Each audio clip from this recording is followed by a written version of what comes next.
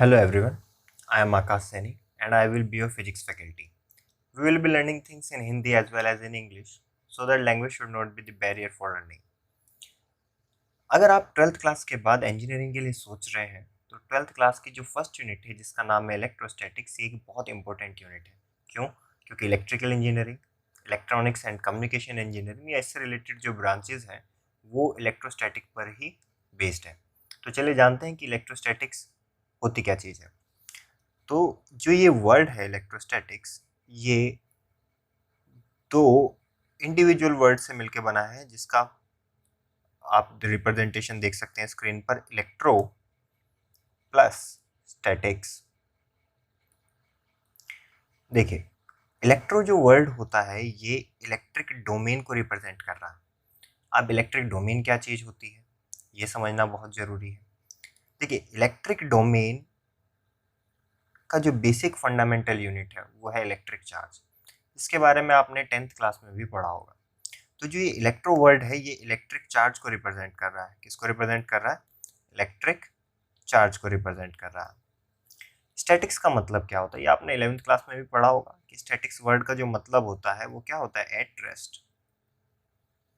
तो इलेक्ट्रोस्टैटिक्स एक ऐसी ब्रांच होगी जिसमें कुछ ना कुछ इलेक्ट्रिक चार्ज एट रेस्ट का एनालिसिस डिफाइन होगा, है ना। तो चलिए इसकी डेफिनेशन पढ़ते हैं कि इलेक्ट्रोस्टैटिक्स की डेफिनेशन होती क्या है।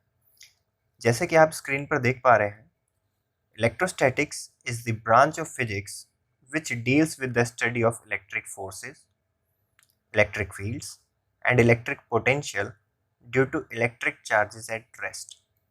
It is also called static electricity. है ना? ये आपने डेफिनेशन पढ़ी। मैं आपको एक गारंटी दे सकता हूँ कि आपको ये वर्ड नहीं समझ में आए होंगे, electric forces, electric fields, electric potential. But one thing is very sure कि आपको इलेक्ट्रिक चार्ज के बारे में तो पढ़ा है आपने, है ना। ये तो आपको पता होगा कि इलेक्ट्रिक चार्ज का मतलब क्या होता है। देखिए, हमने पढ़ा था 10th क्लास में कि जो इलेक्ट्रिक चार्ज होता है ये मैटर की एक बेसिक प्रॉपर्टी होती है, जिसके कारण अगर ये किसी दूसरे मैटर के पास जाता है तो एक फोर्स एक्सपीरियंस करने लगता है। ये बेसिकली डेफिनेशन होती है इलेक्ट्रिक चार्ज की। तो जो इलेक्ट्रोस्टैटिक्स जो आपकी ब्रांच है फिजिक्स की, इसमें हम उसी चार्ज के बारे में एनालाइज करते हैं। जो कैसा चार्ज है? जो रेस्ट पे रखा हुआ है, ये मोशन में नहीं। ठीक है, आपको ये बात ध्यान रखनी है।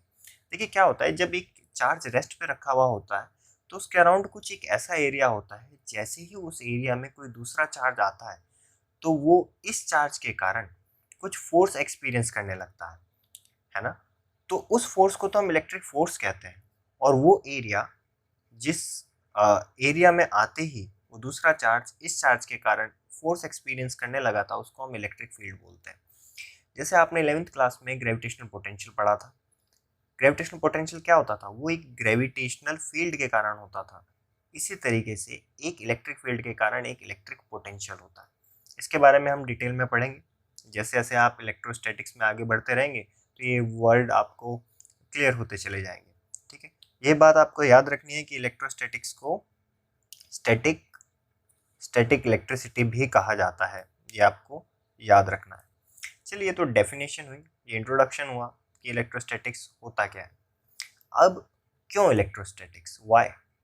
देखिए, आपकी डे टू डे लाइफ में बहुत सारी चीज़ें ऐसी हैं जो इलेक्ट्रोस्टैटिक्स पर बेस्ड है, लेकिन आपको अभी पता नहीं है। जैसे आपका सीलिंग फैन, आजकल वैसे भी समर का सीज़न है, तो सीलिंग फैन जो होता है, आपको बता दूँ उसकी वर्किंग में भी इलेक्ट्रोस्टैटिक्स के प्रिंसिपल का यूज़ होता है। तो चलिए जानते हैं कि इलेक्ट्रोस्टैटिक्स जो है इसका एप्लीकेशन इसके के क्या क्या होते हैं। ठीक है, तो चलिए जानते हैं कि इलेक्ट्रोस्टैटिक्स के एप्लीकेशंस क्या क्या है। देखिए, जैसा आप स्क्रीन पे देख पा रहे हैं, आपका जो फर्स्ट जो एग्जाम्पल लिखा हुआ है उसमें लिखा है components like capacitors work on the principle of electrostatics.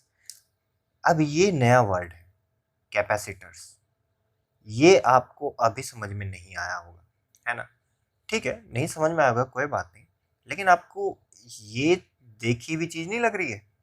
Fan में आप देखिए, सीलिंग फैन में आप इस तरीके की एक सिलेंड्रिकल शेप की बॉडी देखते हैं। ये बेसिकली कैपेसिटर होता है। क्या होता है? कैपेसिटर। अब ये क्या चीज़ है? कैपेसिटर एक एनर्जी स्टोरिंग एलिमेंट है। कैसा एलिमेंट है?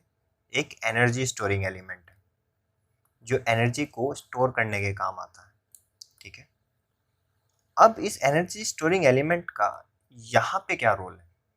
देखिए, इलेक्ट्रिकल इंजीनियरिंग में हम लोग जो आप अगर आप में से कोई ऑप्ट करेगा इलेक्ट्रिकल इंजीनियरिंग, तो उसमें ये पढ़ेगा कि जो आपके घर पे जो इलेक्ट्रिसिटी आती है वो सिंगल फेज होती है। ठीक है, लेकिन जो सिंगल फेज इलेक्ट्रिसिटी होती है, अब सिंगल फेज क्या चीज़ होती है, ठीक है, ये आप अभी नहीं समझ पाएंगे। चलिए, मेरे आपको थोड़ा सा एडवांस चीज़ें अभी मैं साथ के साथ लेके चल रहा हूँ ताकि आपको कोई कन्फ्यूजन ना रहे कि इसकी वर्किंग कैसी होती होगी। आपके घर में जो इलेक्ट्रिसिटी आती है वो सिंगल फेज इलेक्ट्रिसिटी होती है। ठीक है, उस सिंगल फेज इलेक्ट्रिसिटी से इस फैन का चल पाना पॉसिबल नहीं है। ठीक है, तो इस फैन के चलाने के लिए ये कैपेसिटर एक इम्पोर्टेंट रोल प्ले करता है। जैसे ही आप कैपेसिटर देख रहे हैं, इस कैपेसिटर के बिना ये फैन वर्क नहीं करेगा। ठीक है, बेसिकली कैपेसिटर एक फेज शिफ्ट देता है। ठीक है, अब वो क्या होता है ये आप इलेक्ट्रिकल इंजीनियरिंग में पढ़ेंगे, तो अभी इस लेवल पर आपके लिए इतना समझना काफ़ी है कि अगर ये कैपेसिटर नहीं होगा तो ये फैन नहीं चलेगा। ठीक है, अच्छा, अगर ये फैन नहीं चला तो फिर इसका इस्तेमाल क्या है? ना, कुछ भी नहीं, है ना। अगर ये कैपेसिटर नहीं है तो ये फैन नहीं चला। अब यानी कि आपको एक बात समझ में आई कि कैपेसिटर एक इंपॉर्टेंट एलिमेंट है। अब कैपेसिटर को समझना है तो क्या पढ़ें? इलेक्ट्रोस्टैटिक्स। अगर आप इलेक्ट्रोस्टैटिक्स नहीं पढ़ेंगे तो आप कैपेसिटर को नहीं समझ पाएंगे। अगर आप कैपेसिटर को नहीं समझ पाएंगे तो आप फैन की वर्किंग को इंश्योर ही नहीं कर पाएंगे। ठीक है, तो ये एक बहुत इंपॉर्टेंट एग्जांपल है कि फैन भी इलेक्ट्रोस्टैटिक के प्रिंसिपल पर ही वर्क करता है। ठीक है, चलिए आगे चलते हैं। आप लोगों ने एटॉमिक स्ट्रक्चर पढ़ा होगा, है ना। आप लोगों ने एटॉमिक स्ट्रक्चर पढ़ा होगा 11th क्लास की केमिस्ट्री में। तो इलेक्ट्रो केमिस्ट्री जो होती है आपकी, उसमें आप एटॉमिक स्ट्रक्चर पढ़ते हैं बेसिकली। सॉरी, फिजिकल केमिस्ट्री जो होती है आपकी, उसमें आप एटॉमिक स्ट्रक्चर पढ़ते हैं। आपका फर्स्ट और सेकंड चैप्टर रहा होगा 11th क्लास में। तो उसमें हम लोग एटम के बारे में पढ़ते हैं। एटम में इलेक्ट्रॉन होता है, एटम में आपका प्रोटॉन होता है ना, है ना। तो आपका जो एटम है उसमें इलेक्ट्रॉन भी है, प्रोटॉन भी है और न्यूट्रॉन भी है ना। इलेक्ट्रॉन कैसे डिफाइन करते हैं आप ये बताते हैं कि भाई वो एटम का वो सब एटॉमिक पार्टिकल जिसके पास नेगेटिव चार्ज है उसको हम इलेक्ट्रॉन बोलते हैं। न्यूक्लियस के अंदर रखा हुआ एक ऐसा सब एटॉमिक पार्टिकल जिस पे पॉजिटिव चार्ज है उसको हम प्रोटॉन बोलते हैं। जो न्यूट्रल है वो न्यूट्रॉन कहलाता है ना। तो यानी कि बेसिकली आपने पोलैरिटी का कॉन्सेप्ट इस्तेमाल करके ये तीनों सब एटॉमिक पार्टिकल्स को डिफाइन किया, है ना। अब पोलैरिटी का क्या मतलब है? पोलैरिटी कहाँ से आई? पोलैरिटी आप पढ़ते हैं कहाँ? इलेक्ट्रोस्टैटिक में। तो आपको समझ में आया कि इलेक्ट्रोस्टैटिक बहुत इंपॉर्टेंट रोल प्ले करता है एटॉमिक स्ट्रक्चर को एक्सप्लेन करने के लिए भी। चलिए आगे बढ़ते हैं। एक नया एप्लीकेशन है इसका। Sensitive instruments can be protected from external electric fields with the help of electrostatic shielding. देखिए, आप फिजिक्स लैब में जब जाते हैं तो आप बड़े बड़े इंस्ट्रूमेंट्स देखते हैं। अब आप 12th क्लास में आ गए हैं तो आप कुछ ऐसे इंस्ट्रूमेंट्स देखेंगे जो इलेक्ट्रिसिटी या आपके इलेक्ट्रिक डोमेन पर बेस्ड होते हैं। तो कुछ इंस्ट्रूमेंट्स ऐसे होते हैं कि अगर आपके इन्वायरमेंट में कोई एक्सटर्नल इलेक्ट्रिक फील्ड है तो उनकी परफॉर्मेंस ख़राब हो जाती है। उन इंस्ट्रूमेंट्स की वर्किंग को अच्छे तरीके से इंश्योर करने के लिए कि ये सही तरीके से चले, हम एक टेक्निक का इस्तेमाल करते हैं जिसका नाम है electrostatic shielding. Electrostatic shielding basically एक टाइप से प्रोटेक्शन है ना।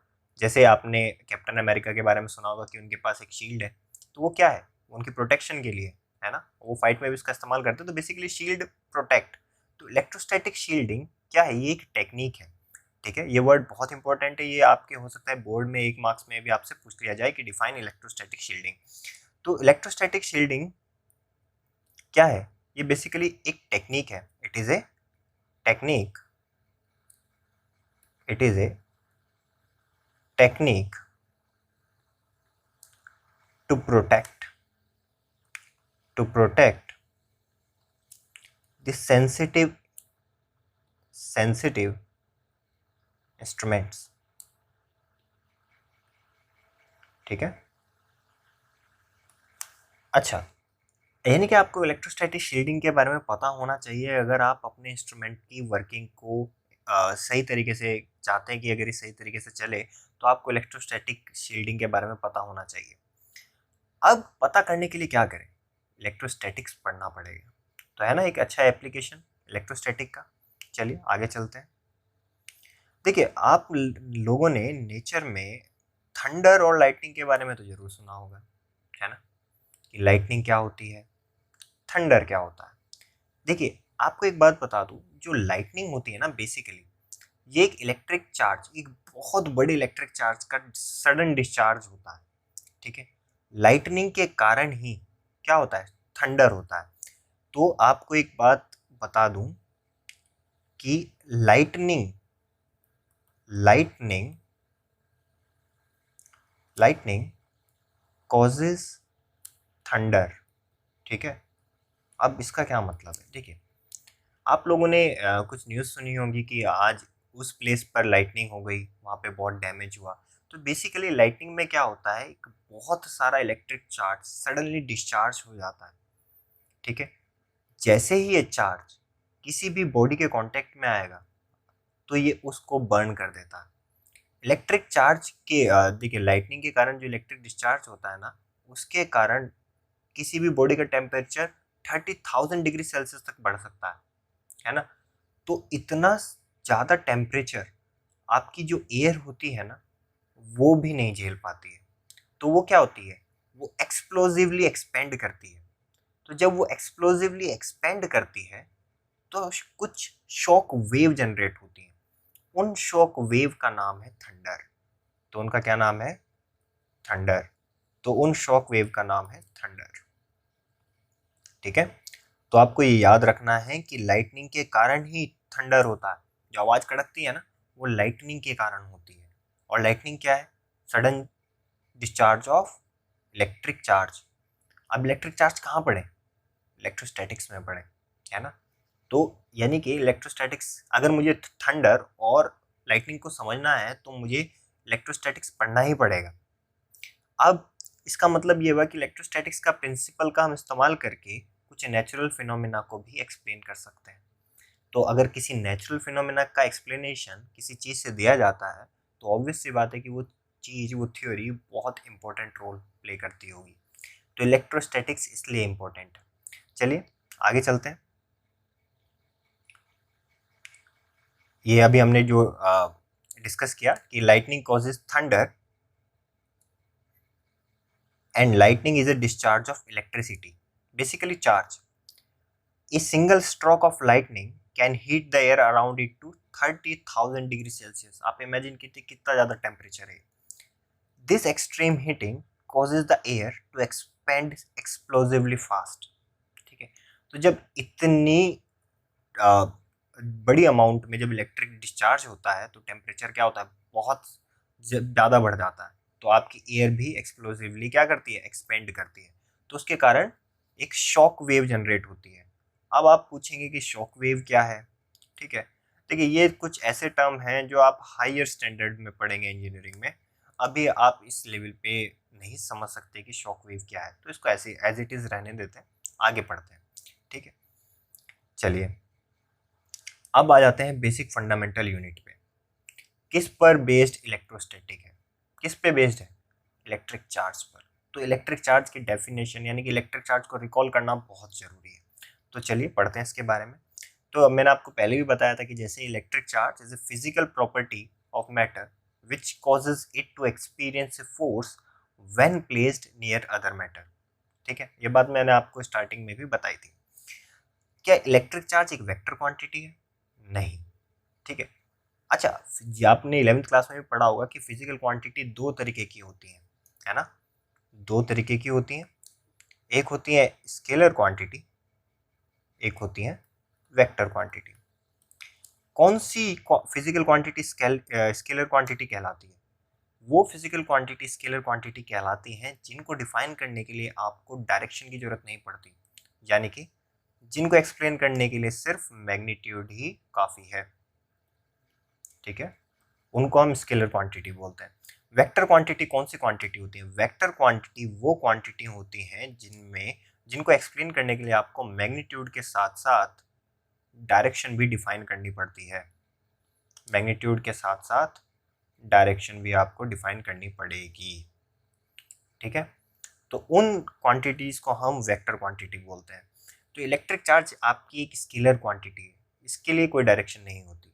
ठीक है, अच्छा ये इसकी यूनिट क्या है? इसकी यूनिट है कूलम्ब, जिसको हम सी से भी रिप्रेजेंट करते हैं। ठीक है, याद रखिएगा, इसको सी से भी रिप्रेजेंट किया जाता है। चलिए आगे चलते हैं। पोलैरिटी ऑफ इलेक्ट्रिक चार्ज का क्या मतलब है? देखिए, एक ग्रेट फिजिसिस्ट थे जिनका नाम था बेंजामिन फ्रैंकलिन। ठीक है, तो बेंजामिन फ्रैंकलिन ने क्या किया? बेंजामिन फ्रैंकलिन ने ग्लास के रोड को सिल्क के कपड़े से रब किया, तो रबिंग के कारण कुछ शेयरिंग ऑफ इलेक्ट्रॉन्स हुआ। जब इलेक्ट्रॉन शेयर हुए तो उन्होंने बोला कि जो ग्लास रोड पे जिस तरीके का चार्ज आ गया होगा ना, उसको हम पॉजिटिव बोलेंगे। ठीक है, उनकी बात मान ली हमने। ठीक है, दूसरा उन्होंने क्या किया? उन्होंने रबर की रोड को फर के कपड़े से रब किया। ठीक है, रबर की रोड को उन्होंने फर से दोबारा रब किया, तो जब रबिंग हुई तो फिर शेयरिंग ऑफ इलेक्ट्रॉन हुआ होगा। रबर की रोड पर जिस तरीके का चार्ज आया उसको उन्होंने नेगेटिव चार्ज बोला। तो उन्होंने पॉजिटिव और नेगेटिव चार्ज को डिफाइन किया कि ग्लास रोड पे जो चार्ज आएगा सिल्क से रब करने के बाद, वो आपका चार्ज क्या कहलाएगा? पॉजिटिव चार्ज कहलाएगा। और रबर रोड पर जिस तरीके का चार्ज आएगा फर के कपड़े से रब करने के बाद, उसको हम नेगेटिव चार्ज बोलेंगे। तो इसका क्या मतलब है? देखिए, डेफिनेशन है पॉजिटिव चार्ज और नेगेटिव चार्ज की, जो बेंजामिन फ्रैंकलिन ने दी थी। आज तक भी इसी को फॉलो किया जा रहा है। ठीक है, तो पोलैरिटी ऑफ इलेक्ट्रिक चार्ज का क्या मतलब? देखिए, पोलैरिटी ऑफ इलेक्ट्रिक चार्ज आपको समझ में आया कि पॉजिटिव और नेगेटिव होगा, लेकिन आप इसको डिफाइन कैसे करेंगे? देखिए, जब हम बात करते हैं पोलैरिटी ऑफ इलेक्ट्रिक चार्ज की, तो बेसिकली एक प्रॉपर्टी है। क्या है ये? एक प्रॉपर्टी है जिसका इस्तेमाल करके मैं ये पता लगाता हूँ कि मेरा इलेक्ट्रिक चार्ज पॉजिटिव है या नेगेटिव है ना। तो मैं इसकी डेफिनेशन क्या दे सकता हूँ? तो इलेक्ट्रिक चार्ज की polarity is the property of electric charge that help you distinguish between the two type of charges, positive और नेगेटिव, है ना। तो पोलैरिटी आपकी हेल्प करेगी क्या करने में? पॉजिटिव चार्ज और नेगेटिव चार्ज के बीच के डिफरेंस को पता लगाने के लिए कि कौन सी बॉडी पॉजिटिव चार्ज है, नेगेटिव चार्ज है। तो बस मुझे उसकी पोलैरिटी चेक करनी होगी। ठीक है, तो ये आपको याद रखना है। चलिए, अब एक बहुत इंपॉर्टेंट टॉपिक पे हम आने वाले हैं, जिसका नाम है इलेक्ट्रोस्कोप। इलेक्ट्रोस्कोप क्या चीज़ है? देखिए, अभी हमने इलेक्ट्रिक चार्ज के बारे में पढ़ा, इलेक्ट्रिक चार्ज की पोलैरिटी के बारे में पढ़ा, तो यानी कि आपको एक छोटा सा आइडिया हो गया होगा कि इलेक्ट्रिक चार्ज क्या चीज़ होती है, पोलैरिटी क्या चीज़ होती है ना। आप मुझे एक बात बताइए, क्या कभी आपने इलेक्ट्रिक चार्ज को देखा है? इसका आंसर ना ही होगा कि आपने इलेक्ट्रिक चार्ज को कभी नहीं देखा होगा, है ना। क्या आपने महसूस किया है? हाँ, इसका आंसर में भी यस हो सकता है। क्यों? कभी कभी आपने इलेक्ट्रिक शॉक खाया होगा घर में। आपने फैन का प्लग लगाते हुए लाइव वायर को अगर हल्का सा भी टच किया होगा कभी, तो आपको करंट लगा होगा, है ना। वो करंट क्या है? करंट भी क्या होता है? Flow of electric charge. तो आपने चार्ज को महसूस तो किया है, ये बात तो श्योर है, लेकिन जब आप किसी चीज़ को देख नहीं सकते तो उसका पता कैसे लगाएंगे? ये सोचने वाली बात है ना। तो इलेक्ट्रोस्कोप एक ऐसा डिवाइस तैयार किया गया जिससे हम किसी भी बॉडी पर इलेक्ट्रिक चार्ज है या नहीं उसका पता लगाते हैं। अगर चार्ज है तो कितना है, कम है या ज़्यादा है, ये पता हम कैसे लगाएंगे? ये हम इलेक्ट्रोस्कोप का इस्तेमाल करके पता लगाएंगे। ठीक है, ये आपको याद रखना है। अच्छा, इलेक्ट्रोस्कोप काम कैसे करता है? देखिए, इसकी डेफिनेशन आप स्क्रीन पे देख पा रहे होंगे कि it is a device used to detect the presence and nature of electric charge on a body, कि किसी भी बॉडी पर इलेक्ट्रिक चार्ज का नेचर और प्रेजेंस पता लगाने के लिए जो डिवाइस इस्तेमाल करते हैं उसका नाम है इलेक्ट्रोस्कोप। ठीक है, देखिए आप इलेक्ट्रोस्कोप का सबसे पहले मॉडल समझते हैं, कि इसका मॉडल समझे कि इसमें होता क्या क्या है। चलिए देखते हैं। एक तो इसमें ब्रास डिस्क होती है। जो भी आपको बॉडी पर, जिस भी बॉडी पर आपको अगर इलेक्ट्रिक चार्ज का पता लगाना है, आप उस बॉडी को इस ब्रास डिस्क पे टच करेंगे। ठीक है, ये आप याद रखें कि ब्रास डिस्क पर आपको उस बॉडी को टच कराना है। फिर देखिए आप यहाँ पे एक इंसुलेटर प्लग देख रहे हैं, ये इंसुलेटर प्लग। कभी कभी किसी किसी सेटअप में हम इंसुलेटर प्लग के बजाय कॉर्क का भी इस्तेमाल करते हैं। अब कॉर्क क्या होता है? कब आपने देखा होगा कि शैंपेन में कभी कभी लकड़ी का गुटका लगा हुआ होता है, उसको हम कॉर्क बोलते हैं। तो ये इंसुलेटर प्लग बेसिकली इंसुलेशन का काम करता है, इंसुलेशन का काम करता है। ठीक है, ये आपको याद रखना है। चलिए इसमें देखते हैं इसमें और आगे क्या क्या चीज़ है। यहाँ पे रोड देख पा रहे हैं, ये कंप्लीट रोड, ये ब्रास रोड होती है। कैसी रोड होती है? Brass road. ब्रास मतलब एक कंडक्टर, ठीक है, जो कंडक्ट करेगा। ये जितना भी सेटअप है ये ग्लास की बोतल में रखा जाता है। ठीक है, यहाँ पे एक मेटल फॉइल लगी हुई होती है। इसका क्या इस्तेमाल होता है अभी हम समझेंगे इसकी वर्किंग में। फिर इस जो ग्लास बोतल है इसको अर्थ किया जाता है। क्या किया जाता है? इसको अर्थ किया जाता है। चलिए ठीक है, अब ये सारे कंपोनेंट तो पढ़ लिए। ये देखिए गोल्ड लीव्स, तो ये जो आप दो लीव्स देख रहे हैं, एक ये वाली और ये वाली, ये बेसिकली गोल्ड लीव्स होती हैं। गोल्ड लीव्स का यहाँ क्या इस्तेमाल? देखिए गोल्ड एक बहुत अच्छा कंडक्टर होता है, कंपैरेटिवली बेटर कंडक्टर होता है, लेकिन यहाँ पे इसका क्या इस्तेमाल है? देखिए इलेक्ट्रिक चार्ज हो सकता है किसी बॉडी पर बहुत ही कम अमाउंट में हो, तो हमें एक ऐसा कंडक्टर इस्तेमाल करना पड़ेगा जो बहुत बेटर हो, तो उसके लिए हम गोल्ड का इस्तेमाल करते हैं। अब आपके दिमाग में क्वेश्चन आएगा कि अगर गोल्ड एक बेटर कंडक्टर है तो फिर हम वायर्स में, इलेक्ट्रिक लाइंस में, जो आपकी ट्रांसमिशन लाइन होती हैं, इनमें गोल्ड का इस्तेमाल क्यों नहीं करते? देखिए गोल्ड बहुत एक एक्सपेंसिव एलिमेंट है, तो जो कॉस्ट पड़ेगी उस वायर की वो बहुत ज़्यादा होगी। अच्छा, एक सिक्योरिटी भी एक पर्पस है। अगर आपके घर के बाहर से गोल्ड की वायर जाएगी तो अगले दिन वो आपके घर के अंदर होगी। ठीक है, तो ये भी एक रीज़न है कि हम लोग गोल्ड का इस्तेमाल नहीं करते हैं। अच्छा अच्छा, गोल्ड लीव्स का यहाँ पे क्या इस्तेमाल है उसको समझने के लिए हमें इसकी वर्किंग समझनी पड़ेगी। ठीक है, तो चलिए इसकी वर्किंग समझते हैं। देखिए वर्किंग समझने के लिए मुझे क्या करना होगा? मुझे स्टेप्स लिखने होंगे कि कैसे ये काम करता है। देखिए स्टेप 1 याद रखें आप, अगर आपको इलेक्ट्रोस्कोप का इस्तेमाल करना है किसी भी बॉडी पर चार्ज पता करने के लिए, तो आप क्या करें? आप उस इलेक्ट्रोस्कोप को सबसे पहले चार्ज इलेक्ट्रोस्कोप बनाएं। ठीक है, अब चार्ज इलेक्ट्रोस्कोप कैसे बनाएंगे? यानी कि बेसिकली आपको इलेक्ट्रोस्कोप को चार्ज करना है। कैसे करेंगे? अभी थोड़ी देर पहले हमने पढ़ा कि बेंजामिन फ्रैंकलिन ने पॉजिटिव और नेगेटिव चार्ज को डिफाइन किया। तो उन्होंने ये बोला कि अगर आप ग्लास की रोड को सिल्क के कपड़े से रब करते हैं तो ग्लास रोड पे जिस तरीके का चार्ज आएगा उसको हम पॉजिटिव चार्ज बोलेंगे, है ना? तो यानी कि आपको पता है कि अगर मैं ग्लास की रोड को रब करूंगा सिल्क के कपड़े से तो मुझे किस तरीके का चार्ज मिलेगा। तो यानी कि आपको पता है कि आप पॉजिटिव चार्ज कहाँ से ला सकते हैं, है ना? अब देखिए आपको ये भी पता है कि आप नेगेटिव चार्ज कैसे ला सकते हैं। रबर की रोड को फर के कपड़े से रब कीजिए, है ना? ग्लास की रोड हो या रबर की रोड हो, आप पॉजिटिव और नेगेटिव चार्ज क्या कर सकते हैं पता?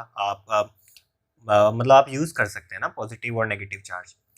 अब सबसे पहले मैं अगर ग्लास की रोड का इस्तेमाल कर रहा हूँ, आप रबर की रोड का भी इस्तेमाल कर सकते हैं। अगर मैं ग्लास की रोड का इस्तेमाल कर रहा हूँ, चार्ज्ड ग्लास की रोड यानी कि इस पर पॉजिटिव चार्ज है, तो मैं उसको सबसे पहले इस ब्रास डिस्क पर टच कराऊंगा। ठीक है, आप कर्सर को देखिए, मैंने इसको यहाँ पे टच कराया। ठीक है, तो ग्लास रोड पर कैसा चार्ज है? पॉजिटिव। तो वो पॉजिटिव चार्ज इस ब्रास रोड से होता हुआ, इस ब्रास रोड से होता हुआ ऐसे ऐसे इन गोल्ड लीव्स में चला जाएगा। ठीक है, ब्रास रोड से होता हुआ ये पॉजिटिव चार्ज आपके गोल्ड लीव्स पर आ गया। आप लोगों ने एक प्रॉपर्टी जरूर पढ़ी होगी इलेक्ट्रिक चार्ज की, कि like charges repel each other, unlike charges attract each other. ठीक है, तो सबसे पहले इस प्रॉपर्टी के बारे में पढ़ते हैं। इस प्रॉपर्टी को डिफाइन किया गया है Cavendish law of attraction and repulsion में। अब ये Cavendish law of attraction and repulsion क्या चीज है? देखिए, आपने जो अभी ये प्रॉपर्टी पढ़ी कि like charges repel each other, unlike charges attract each other, इस प्रॉपर्टी को ही हम Cavendish law of attraction and repulsion बोलते हैं। देखिए, इसको थोड़ा सा और डिटेल में समझते हैं क्योंकि ये बहुत इंपॉर्टेंट टॉपिक है। इसको थोड़ा सा हम डिटेल में समझते हैं। अभी इसको होल्ड पे रखते हैं, पहले इस प्रॉपर्टी को समझते हैं। देखिए, मैं क्या करता हूँ, मैं ना दो बॉडी लेता हूँ। ठीक है, बॉडी ए और बॉडी बी। ठीक है, अच्छा, अगर ए और बी दोनों बॉडी पर सेम चार्ज होगा तो ये दोनों क्या करेंगे, एक दूसरे को रिपेल करेंगी। हाँ है ना, तो एक दूसरे को रिपेल करेंगे तो इसका मतलब कैसी फोर्स लगी, रिपल्सिव फोर्स लगी, है ना। चलिए ठीक है, अब एक चीज और देखते हैं। अगर ये दोनों बॉडी पर जो चार्ज है वो कैसा है, अनलाइक है। अनलाइक मतलब अपोजिट नेचर का है, यानी कि ए पे पॉजिटिव हो सकता है, बी पे नेगेटिव हो सकता है। तो ये दोनों बॉडी क्या करेंगी, एक दूसरे को अट्रैक्ट करेंगी। तो यानी कि ये कैसी फोर्स लगा रही है एक दूसरे पर, अट्रैक्टिव फोर्स लगा रही है। ठीक है, कैसी फोर्स लगाएंगी, अट्रैक्टिव। तो कहने का मतलब यह है कि जो अनलाइक चार्जेस होते हैं वो क्या करते हैं, अट्रैक्ट करते हैं, और जो लाइक चार्जेस होते हैं वो रिपेल करते हैं। इसको हमने क्या बोला, इसको हमने बोला Cavendish law of attraction and repulsion. ठीक है, तो इसका इस्तेमाल, इस लॉ का इस्तेमाल यहाँ पे होगा इलेक्ट्रोस्कोप की वर्किंग में। हमने ये पढ़ा अभी कि हमने ग्लास रोड ली थी, उसको ब्रास डिस्क पर क्या किया, टच कराया। तो ब्रास डिस्क पे टच करने के कारण क्या हुआ, तो वो जो पॉजिटिव चार्ज था ना किस पर, ग्लास रोड पर, वो कहाँ आ जाएगा, वो इस ब्रास रोड से होता हुआ गोल्ड लीव्स पर आ जाएगा। अब गोल्ड लीव्स पर एक ही टाइप का चार्ज है, तो अभी हमने Cavendish law of attraction and repulsion पढ़ा, तो उसके अकॉर्डिंग क्या होगा, ये गोल्ड लीव्स ऐसे होती हैं तो ये क्या कर जाएंगी, एक्सपेंड कर जाएंगी, उनके बीच का जो डिस्टेंस होगा वो बढ़ जाएगा, क्योंकि वो क्या करने लगेंगी, एक दूसरे को रिपेल करने लगेगी। ठीक है, तो इस तरीके से क्या हुआ, आपने एक न्यूट्रल इलेक्ट्रोस्कोप को क्या कर दिया, चार्ज्ड इलेक्ट्रोस्कोप में कन्वर्ट कर दिया। अब मुझे वो बॉडी चाहिए जिस पे मुझे क्या करना है, जिसका मुझे पता लगाना है कि उस पर इलेक्ट्रिक चार्ज है या नहीं है, तो कितना है। ठीक है, चलिए वो हम बाद में देखेंगे, पहले अभी ये चीज को देखते हैं। लेट्स से कि ये एक बॉडी है ए।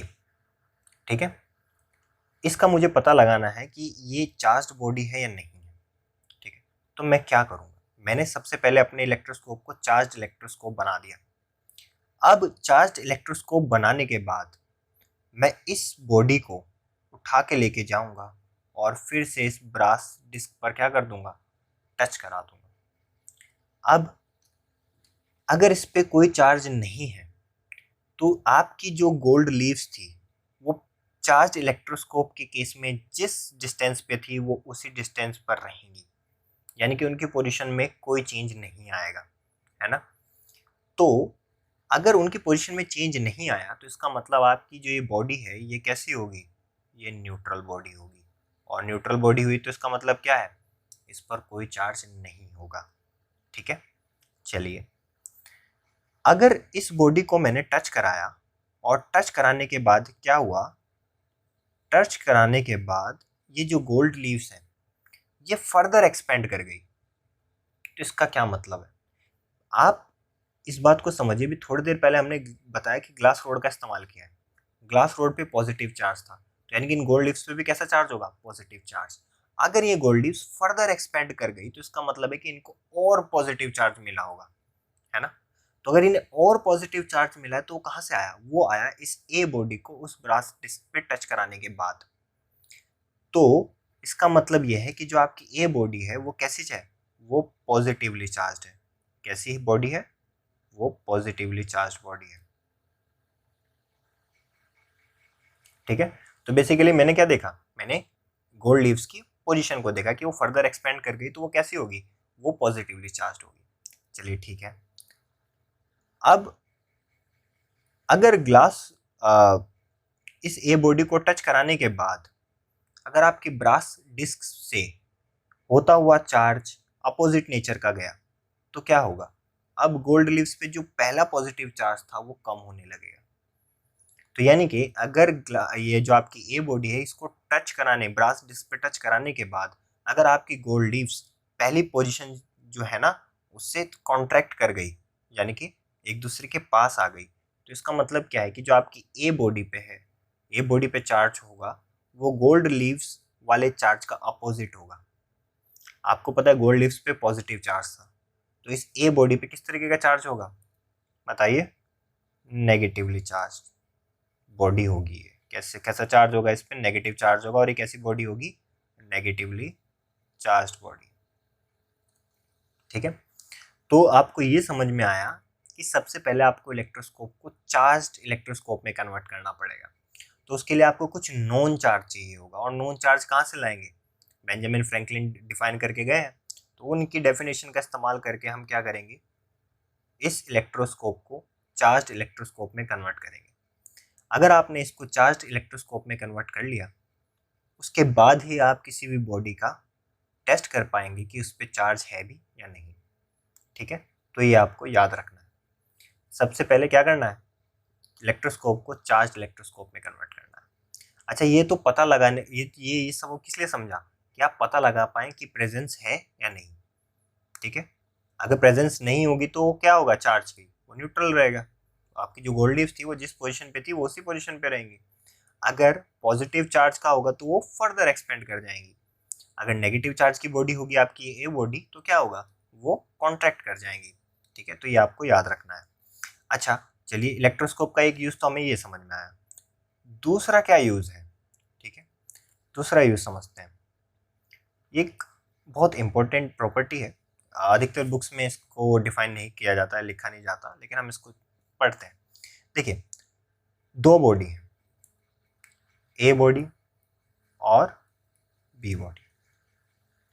अच्छा, ये मत समझना कि मैं और ए बी से ऑब्सेस्ड हूँ। ठीक है, ये आप ए के बजाय 1 भी ले लें, 2 भी ले सकते हैं, वो that is not an issue, तो आप उसके बारे में कोई इशू ना रखें। चलिए पढ़ते हैं। अगर मुझे ये दोनों चार्ज बॉडी है, ठीक है, इन पे सेम तरीके का चार्ज है। ठीक है, मान लीजिए ए पे भी पॉजिटिव चार्ज है और बी पे भी पॉजिटिव चार्ज है। अब मुझे ये पता लगाना है इन दोनों में से किस पर ज़्यादा चार्ज है, तो कैसे पता लगाएंगे, सोचिए।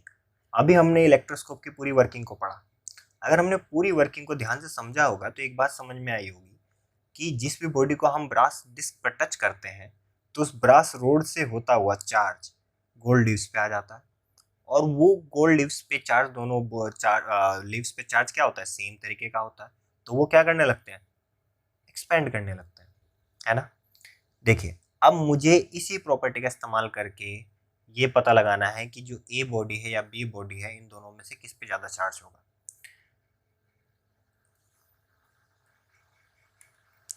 ए बॉडी पर सबसे पहले क्या कीजिए, आप ए बॉडी को देखिए, सबसे पहले आपको क्या करना पड़ेगा, उसको जो अनचार्ज्ड इलेक्ट्रोस्कोप था ना न्यूट्रल, आपको उसको पहले चार्ज करना पड़ेगा। तो मान लीजिए मैंने उसको चार्ज कर लिया, अब मैं उसको एक ए से टच कराऊंगा, देखूंगा कि उसकी जो गोल्ड लीव्स है वो कितना एक्सपेंड की, फिर मैं उसी को न्यूट्रल करके फिर चार्ज इलेक्ट्रोस्कोप में कन्वर्ट करूंगा और उसको फिर बी बॉडी से टच कराऊंगा और फिर से चेक करूंगा कि गोल्ड लीव्स कितना एक्सपेंड की। जिस केस में गोल्ड लीव्स ज़्यादा एक्सपेंड करेंगी तो इसका मतलब क्या है, उसी बॉडी पर ज़्यादा चार्ज होगा। तो हम इलेक्ट्रोस्कोप का इस्तेमाल दो बॉडी पर अगर सेम चार्ज है तो किस पे चार्ज ज़्यादा होगा इसके लिए भी, ये पता लगाने के लिए भी करते हैं। तो आप ये याद रखें कि इलेक्ट्रोस्कोप के क्या क्या यूज़ है। तो आई होप कि आपको ये जो आज इस लेक्चर में जो चीज़ें पढ़ी वो आपको समझ में आई होंगी।